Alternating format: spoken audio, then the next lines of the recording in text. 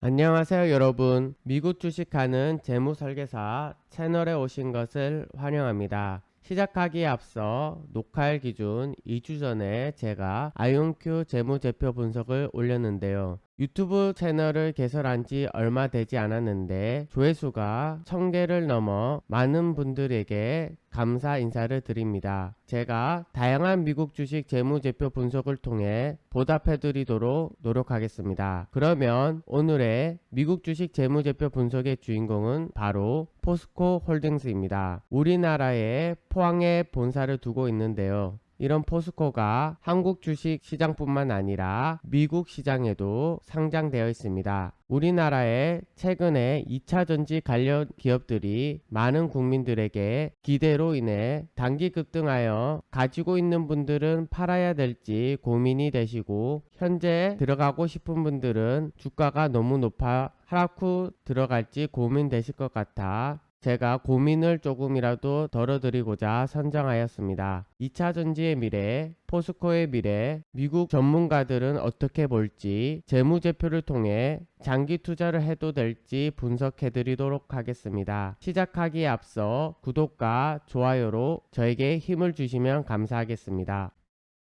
포스코의 재무제표 분석하기 전에 포스코에 대한 프로파일을 설명하겠습니다. 포스코는 국내 및 해외에서 철강 제품을 제조 및 판매하는 회사입니다. 그리고 자동차, 건설, 조선, 에너지, 가전제품 및 산업기계 등을 서비스로 제공하고 있습니다. 그리고 우리가 많이 알고 있는 2차 전지를 최근에는 진출하고 있습니다. 그러면 미국 사람들은 포스코 홀딩스에 대해 어떻게 생각하는지 재무제표를 알아보도록 하겠습니다. 포스코 홀딩스는 아무래도 한국 사람들이 많이 투자할 것 같아 그전과 다르게 조금 더 자세히 알아보도록 하겠습니다. 다소 길더라도 끝까지 시청해 주시면 감사하겠습니다. 첫 번째로 서머리 요약에 대해서 알아보도록 하겠습니다. 지난 1년 전 주가에 비해서는 현재 주가는 173%가 상승한 것을 알 수 있습니다. 다만 5년 전 주가에 비해 10년 전 주가에 비해서는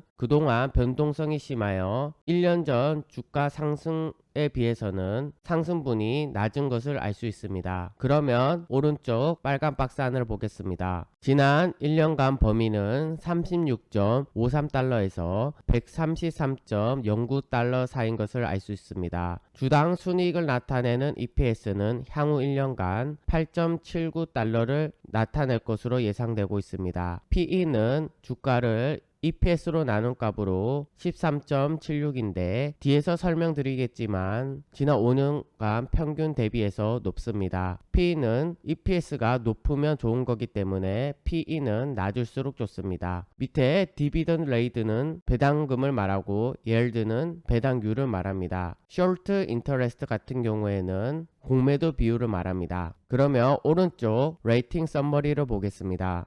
SA 애널리스트는 시킹 알파에 연결된 준 전문가로 바이 매수 의견을 주고 있습니다. 월스트리트는 미국의 월가로 스트롱 바이 강력 매수를 주고 있습니다. 퀀트는 시킹 알파에서만 나타나는데요. 밑에 팩터 그레이드를 종합 점수값입니다. 스트롱 바이 강력 매수를 주고 있습니다. 그러면 밑에 세부적으로 보겠습니다. 밸류에이션은 PER, PSR 등을 나타내는 가치를 말합니다. C. 보통 점수를 주고 있습니다. 그로스는 성장률로 B. 높은 점수를 주고 있습니다. Profitability는 수익률로, 모멘텀은 추세, 리비전은 전문가들의 전망치로 모두 다 A뿔로 좋은 점수를 주고 있습니다. 그러면 밑에 퀀트 랭킹을 보겠습니다. 포스코는 스틸, 철강 산업에 속한 것을 알 수 있습니다. 밑에 섹터 간의 랭킹은 285개 중에 1등을 차지하고 있습니다. 왼쪽을 보겠습니다. 왼쪽에는 애널리스트의 평가가 나오는데요. 대부분 홀드, 보유 의견을 주고 있습니다. 개인적으로 홀드 의견을 주고 싶습니다. 그 이유는 최근 2차 전지 급등으로 인하여 많은 상승을 이뤘는데요. 뒤에서 설명드리겠지만 아직 기대에 힘입어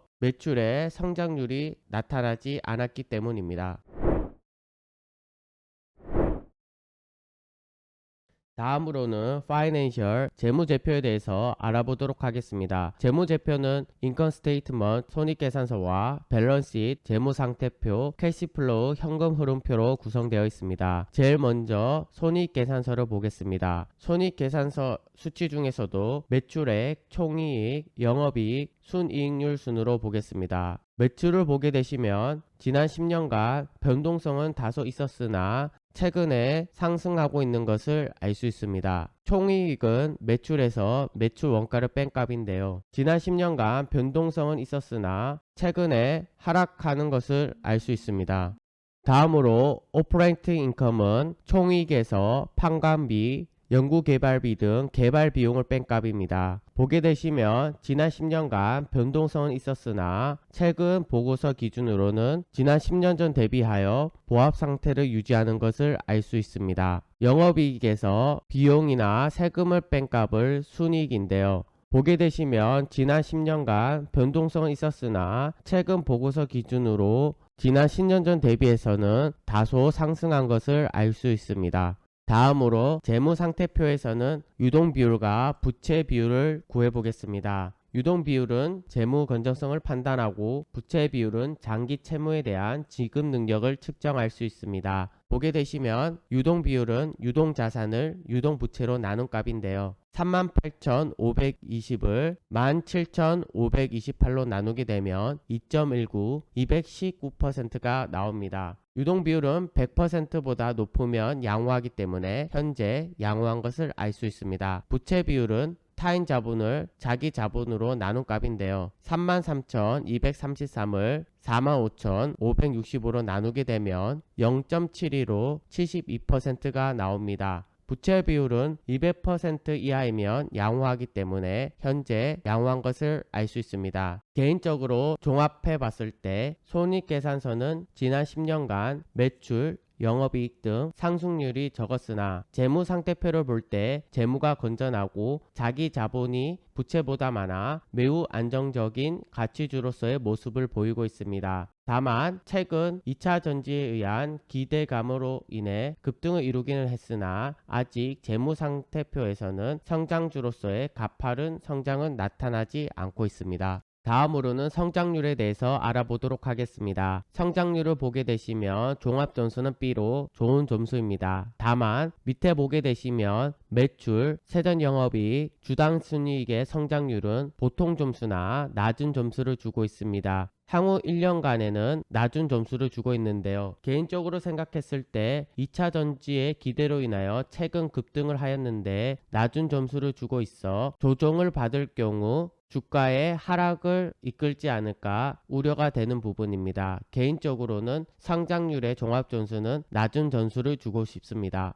다음으로는 수익률에 대해서 알아보도록 하겠습니다. 수익률의 종합점수는 A뿔을 주고 있습니다. 다만 개인적으로 수익률에 대해 보통 점수나 낮은 점수를 주고 싶습니다. 밑에 보게 되시면 총이익, 세전영업이익, 순이익을 봤을 때 같은 섹터에 비해서도 매우 낮고 지난 5년간 평균에 비해서도 매우 낮습니다. 그리고 밑에 자기 자본 이익률을 나타내는 ROE를 봤을 때 개인적으로는 10% 이상 나는 것을 투자하는 편인데요. 보게 되시면 섹터의 평균에 비해서도 낮고 지난 5년간 평균에 비해서도 낮습니다. 그래서 높은 점수는 주지 못할 것 같습니다. 다음으로는 추세에 대해서 알아보도록 하겠습니다. 보게 되시면 추세의 종합점수는 A뿔로 좋은 점수입니다. 3개월, 6개월, 9개월, 1년간 주가의 퍼포먼스를 봤을 때 높은 상승률로 인하여 모두 다 A뿔로 좋은 점수를 받고 있습니다. 그러면 S&P 500과 비교했을 때 지난 1년간 보게 되시면